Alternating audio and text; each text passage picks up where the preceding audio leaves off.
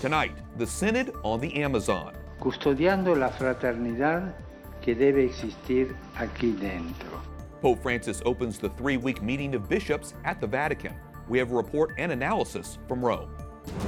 Another whistleblower, a person with alleged direct knowledge of key events in the President Trump impeachment inquiry, steps forward. Pulling back, the president defends his decision to withdraw U.S. troops from northern Syria. And free from death row, a one-on-one conversation with a man who was wrongly convicted of murder and spent nearly 30 years in prison. On EWTN News Nightly for Monday, October 7th, 2019.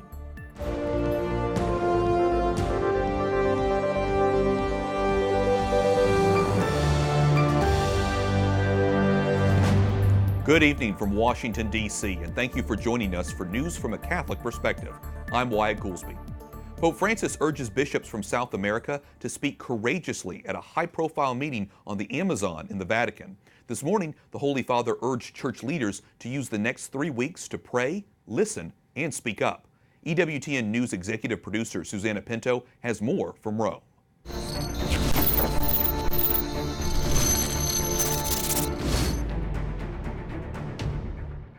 Y hablar con coraje, con parresía, aunque tenga que pasar vergüenza, decir lo que siento. The Holy Father opened the 3-week meeting after indigenous leaders and a handful of cardinals and bishops sang during a ceremony in St. Peter's Basilica.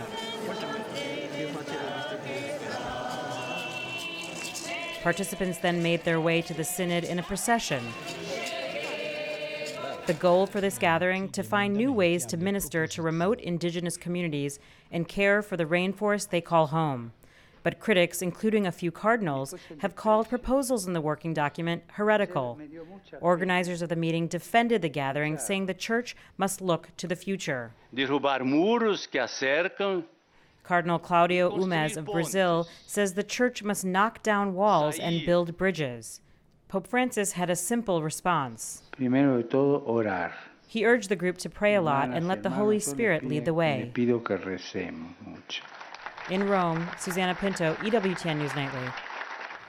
Dr. Matthew Bunson, executive editor of EWTN News, joins us from Rome. Matthew, welcome back to the program. What tone is the Holy Father setting here at the beginning of this meeting?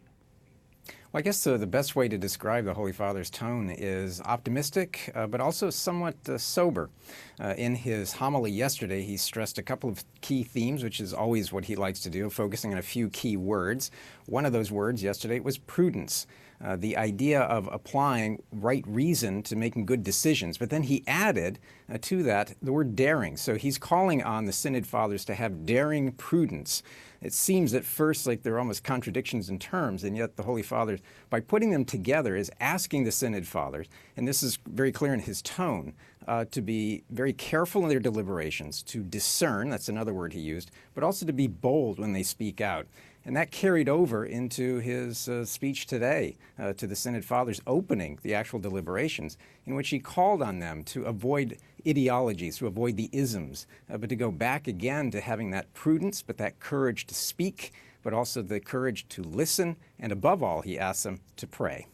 And of course, there are so many topics that the bishops will be thinking about and discerning. What are the main issues that will be discussed?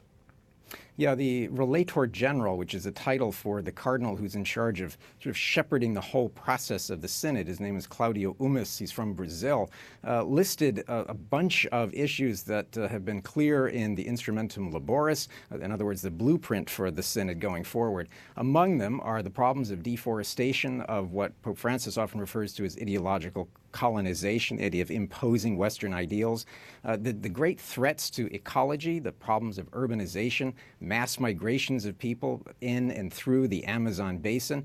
And then there are the pastoral problems that are at times immense because of the sheer distances involved in the Amazonian basin, but also the real challenges that we face as a church in providing pastoral care to all of these people in far-flung regions. Now, of course, there's been a bit of controversy surrounding that instrumentum or the blueprint for the the Synod. And Pope Francis really stressed today that this is just a blueprint. So if we're looking at the issues that we're facing in the Amazon, as he put it, this blueprint is supposed to be a martyr document. In other words, as he puts it, it's supposed to be destroyed in the process. So here we are talking about all of these key issues, but at the end of the day, by the end of the Synod, we may have a very different set of core issues that emerge out of the discussions of the bishops taking part. It'll be interesting to see how those discussions evolve until we get that final document. Matthew, take us back here for a second. Remind us exactly what a synod is, what that word means, and then what does that mean for the day-to-day meetings for bishops? Well, Synod is essentially an assembly. It's a gathering of bishops from around the world. We just celebrated recently the 50th anniversary of the establishment of the Synod of Bishops. What it is intended to do, and its normal function, is to bring bishops representing the church from all over the world to Rome to talk about important and pressing matters. In this case, this is called a regional synod. It's very focused on one place or one topic. Here we are talking about the Amazonian basin, the Amazonian region.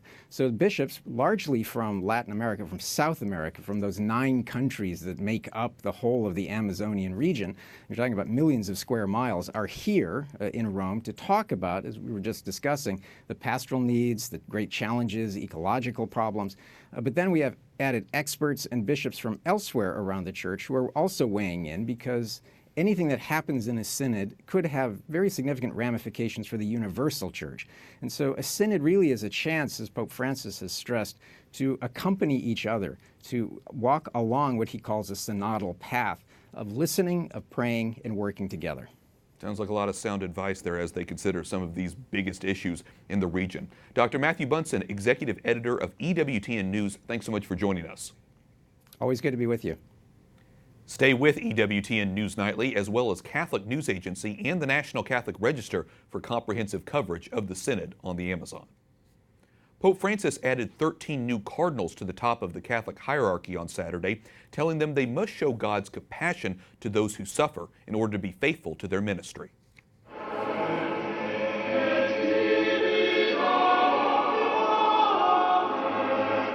The Holy Father presided over the ceremony in St. Peter's Basilica. Among the 13 are 10 cardinals who are under the age of 80 and therefore eligible to vote in a papal election. With Saturday's consistory, Pope Francis will have named 52% of the voting age cardinals. The Democrats' impeachment investigation on President Donald Trump now subpoenas Defense Secretary Mark Esper and acting White House Budget Director Russell Vought. These subpoenas come as a new whistleblower stepped forward with what that person's lawyer said was firsthand knowledge of key events. Capitol Hill correspondent Jason Calvi joins us with more. Jason? Wyatt, 3 different House committees issued those latest subpoenas: the House Intelligence, Foreign Affairs, and Oversight committees. This probe erupted because of President Trump asking Ukraine's president to investigate Joe Biden and his son Hunter. Now, Congress is on recess this week, but there's no break for that impeachment investigation. As impeachment clouds Washington, justice is on the ballot. Democrats still look to oust President Trump at the ballot box. You get to fire the President of the United States if they let you down. 3 House committees last week questioned the former special envoy to Ukraine. He handed over text messages showing U.S. diplomats talking about Ukraine's president investigating 2016 in return for a high-profile visit with President Trump. As a former prosecutor, when I look at this, I consider these documents smoking guns. I've said that many times, and it just keeps getting worse. President Trump tweets, Nancy Pelosi knew all of the many shifty Adam Schiff lies and massive frauds perpetrated upon Congress and the American people. And some other Republicans also dismissed the Democrats' impeachment inquiry. Out of everything we'll talk about for today and last week, for the next 2 months, this comes down to one thing. It comes down to one sentence in one phone call. And everything else always comes back to that. American voters are split on impeachment. It's about time. They should show a spine. I'm worried that impeachment is going to suck all the air out of the room and it's just going to be focused on that instead of really dealing with the big issues that are pressing us in the room. And my concern with impeachment is I don't know if the impeachment proceedings and actually getting him impeached will be done by the time the election rolls around. So is it really worth wasting our time on impeachment if it doesn't actually get the job done? The House committees will question two big witnesses in this impeachment investigation this week: the current ambassador to the European Union, as well as the former ambassador to the Ukraine. She was ousted abruptly in May. Wyatt? Capitol Hill correspondent Jason Calvi reporting. Thanks, Jason. President Trump is pulling troops out of a Middle East hotspot, Syria. It fulfills a campaign promise to get out of war zones, but critics say the president's decision is dangerous for U.S. allies and gives ISIS the chance to reemerge. White House correspondent Mark Irons reports. President Trump announces U.S. forces will withdraw from northern Syria and leave behind the Kurds, America's ally in the fight against ISIS. That also leaves the Kurds vulnerable to attack by Turkey, which considers them an enemy. A White House statement says U.S. troops will not support or be involved in the operation, and having defeated the ISIS territorial caliphate, will no longer be in the immediate area. Removing troops from foreign soil has long been a commitment of President Trump. Syria can handle their own problems, along with Iran, along with Russia, along with Iraq, along with Turkey. And President Trump writes on Twitter, "It is time for us to get out of these ridiculous, endless wars, many of them tribal, and bring our soldiers home." But some of the president's strongest supporters, like former United Nations Ambassador Nikki Haley, call it a bad move. She writes, "We must always have the backs of our allies if we expect them to have our back. The Kurds were instrumental in our successful fight against ISIS in Syria. Leaving them to die is a big mistake. Hashtag Turkey is not our friend." Republican Lindsey Graham adds, "I feel very bad for the Americans and allies who have sacrificed to destroy the ISIS caliphate because this decision virtually reassures the reemergence of ISIS. So sad, so dangerous." Peter Burns with In Defense of Christians tells me the number of Christians in the area has already been decimated, dropping from 130,000 to 40,000. What we're really concerned about is ensuring that that community is not targeted, that community is not in any way hurt in sort of the upcoming shifts that occur in that region. He says President Trump has committed to protect Christians living on the border with Turkey. And so when he says, look, if Turkey goes outside the lines here of what we think is appropriate, we'll use sanctions, we'll put pressure on them. We were glad to see that because we think he's serious and we've seen it work before. The president tweeting he will totally destroy and obliterate the economy of Turkey if the country does anything he considers off limits. He also says Turkey and European countries are now responsible for detaining captured ISIS fighters. Wyatt? White House correspondent Mark Irons reporting. Thanks, Mark. At least 9 people are dead after a migrant boat capsized off the Italian island of Lampedusa. Italy's Coast Guard says the overloaded boat overturned just as a patrol boat was preparing to take migrants on board in rough waters. 22 people were saved. More than 1,000 migrants have died so far this year in the Mediterranean, most of them during the dangerous crossing from Libya. Protesters in Hong Kong gather outside court as the first people were charged with violating the government's ban on face masks at rallies. It comes after more protests this weekend. Police fired tear gas on Sunday to disperse protesters near its headquarters in central Hong Kong. There has been 4 months of pro-democracy rallies in the semi-autonomous Chinese territory. Coming up, a new term for the Supreme Court. We'll take a look at the blockbuster docket ahead.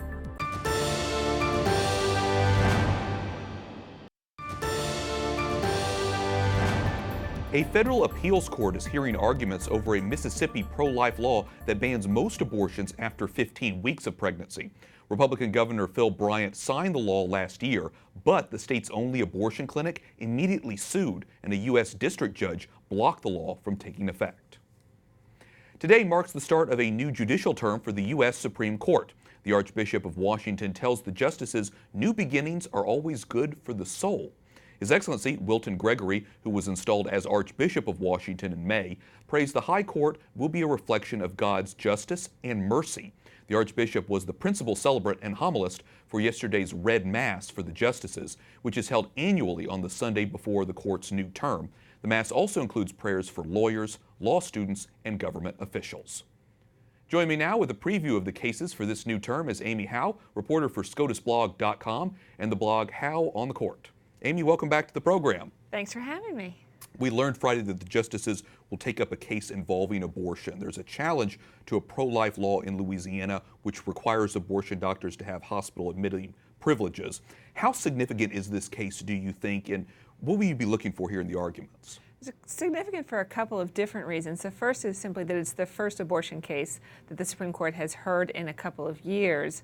It's also important because the Supreme Court just a couple of years ago struck down a similar law from Texas. And so it'll be an opportunity for the justices to take another look and say whether or not they're going to follow that law and uphold the Louisiana law or strike it down. But at the same time, what we're also going to be looking for at the same time that the Supreme Court granted the abortion providers' petition to review the constitutionality of the Louisiana law, they also granted an appeal by the state, which asked the justices to weigh in on whether or not the abortion providers have a legal right to sue, known as standing, to challenge this law at all, because it's a health and safety regulation, they say, that's intended to benefit patients. So we'll be looking very carefully at that to see what the justices think. Justice Clarence Thomas, for example, has said that they may very well not have this kind of right at all. Interesting that you mentioned the justice too, because this is the first time the retirement of Justice Anthony Kennedy that the court is taking up, as you mentioned, the issue of abortion. How do you think the makeup of the court now that we have Brett Kavanaugh, Neil Gorsuch will impact the decision? It's going to be very interesting to watch. Certainly President Trump, when he was running for president, promised to nominate justices who were going to overturn Roe versus Wade, and that's not directly at issue necessarily in this case. But we do know that back in February, when a lower court had upheld the constitutionality of this Louisiana law, the abortion providers came to the Supreme Court and asked them to block the state temporarily from enforcing the law while they could file this appeal to the Supreme Court. And it was actually the Chief Justice, John Roberts, who joined the court's more liberal justices to put the law on hold. So it seems like he could very well be the swing vote on this case, even though he was in the dissent in the Texas case a couple of years ago. Very interesting. I want to ask you about another hot button topic that will come up, guns. We learned the court is moving forward on a case related to the Second Amendment. Tell us about this case. That's the heart of this out of New York. So it's a New York City rule that even if you have a licensed handgun, restricted your ability to take it really out of your house and prohibited licensed gun owners from taking their guns outside of the city, including to go to target practice outside of the city, including for people who own second homes outside of the city. And so there was a challenge under the Second Amendment. The Supreme Court agreed to hear the case earlier this year, and it was a significant announcement because the Supreme Court back in 2008 and 2010 had said essentially there is a Second Amendment right to have a handgun in your home. It hadn't said anything more than that. So the Supreme Court could say more about the right to have a handgun outside of your home.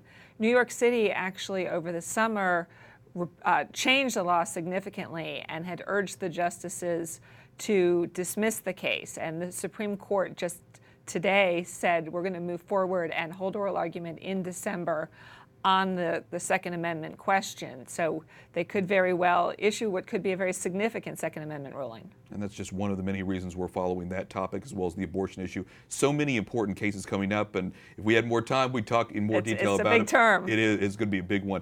Amy Howe, reporter for SCOTUSblog.com and Howe on the Court. Thanks so much for joining us. Thanks for inviting me.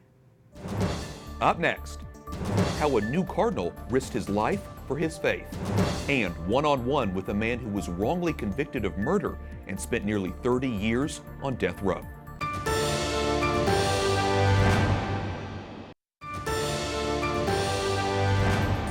As we mentioned earlier, this weekend Pope Francis created 13 new cardinals. They come from all over the world, each with their own fascinating history, but one is quite remarkable. Tonight, our EWTN team brings us the story of Sigitas Tomkevicius.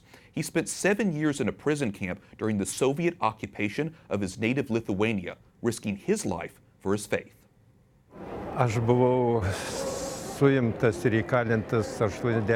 I was arrested and imprisoned in 1983, and before me, one of my priest friends was also convicted, and during his trial, I was arrested and locked up in prison. I spent 8 months there, and for 6 of those months I underwent intense interrogations constantly. more than 60 of them, and they would last up to 7 hours each. Well, after all these interrogations, there was a Supreme Court ruling where they sentenced me to 10 years imprisonment. 6 of these were forced hard labor, and 4 of them in exile in Siberia. After the court process, I was taken to a labor camp, and my prison life started. It was not unexpected because I had read and heard about it, so I was ready.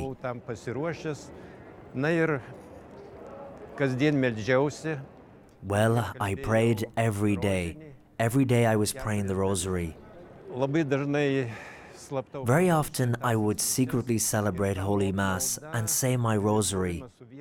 And the presence of the Lord really did ease my imprisonment time.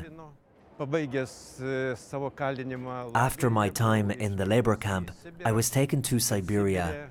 But in Siberia, instead of the 4 years that I should have had, I was there for only 1 year because the Soviet government collapsed and the rest of my sentence was repealed. And I came back to my homeland. And there I was able to start normal priestly work. After a couple of years, Pope John Paul II appointed me to bishop, and this position I served until the year 2015. I had experience of carrying the cross of persecution. I also had experience of serving the church in free conditions. But I think that this imprisonment really helped me in the long run to serve as a bishop, because the position was not easy. There were many different challenges that occurred. But when, as a bishop, you have seen the good and the bad, you are even-tempered. The hardships that you have to face are easily carried. EWTN contributor Colin Flynn translated for the Cardinal there. And Colin is back with an interview with a man who sat on death row for nearly 30 years for a crime he didn't commit.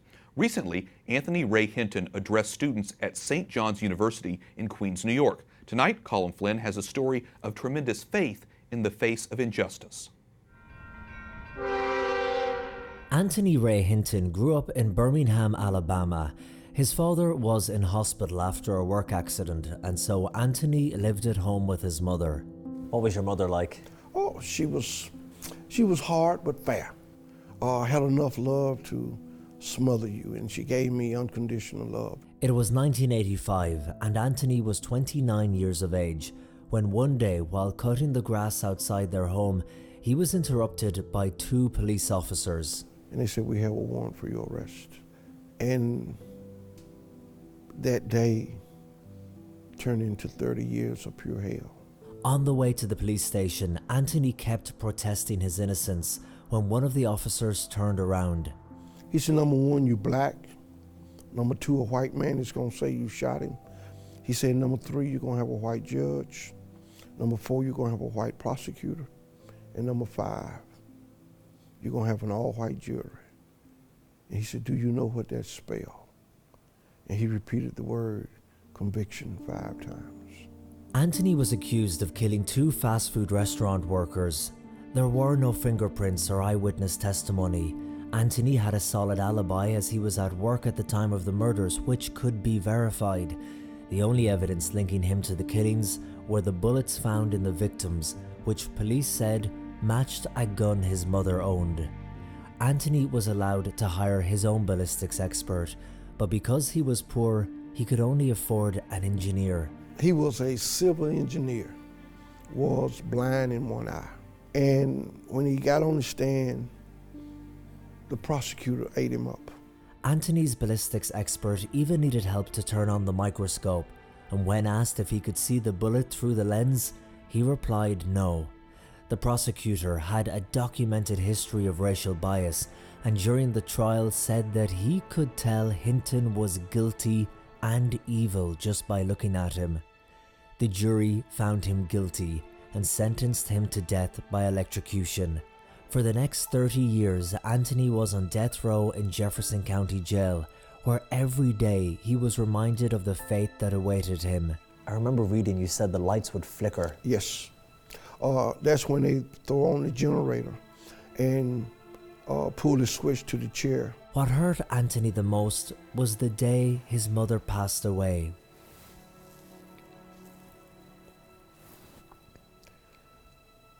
The day that I learned that my mom had passed, to be honest with you,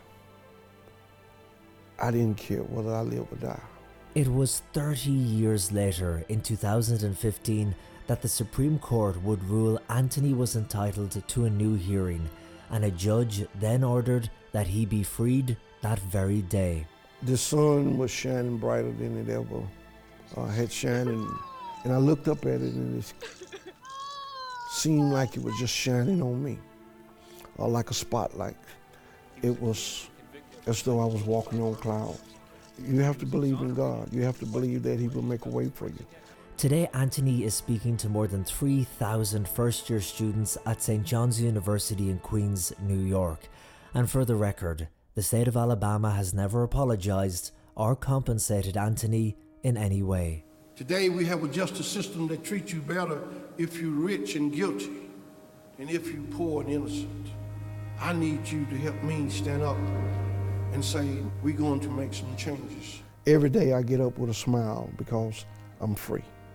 And I often look up and I thank God for waking me up, and I thank God for freeing me from that 30 years of pure hell that I was in. You can thank God. You still have strong faith. Absolutely. I truly believe in it. Absolutely. I had to learn how to forgive. And then when I learned how to forgive, I felt free. You see, I learned that forgiveness is not about the other person. Forgiveness is truly about you. Always remain true to your faith. Thank you so much for inviting me here today. For EWTN News Nightly, I'm Colin Flynn. And our thanks to Colin Flynn for that story. Hinton wrote about his experience on death row in a book published last year. It's called The Sun Does Shine: How I Found Life and Freedom on Death Row. And that concludes our newscast for tonight. We thank you for watching. For the entire EWTN News Nightly team, I'm Wyatt Goolsby. We'll be back tomorrow with more news from a Catholic perspective. Good night and God bless.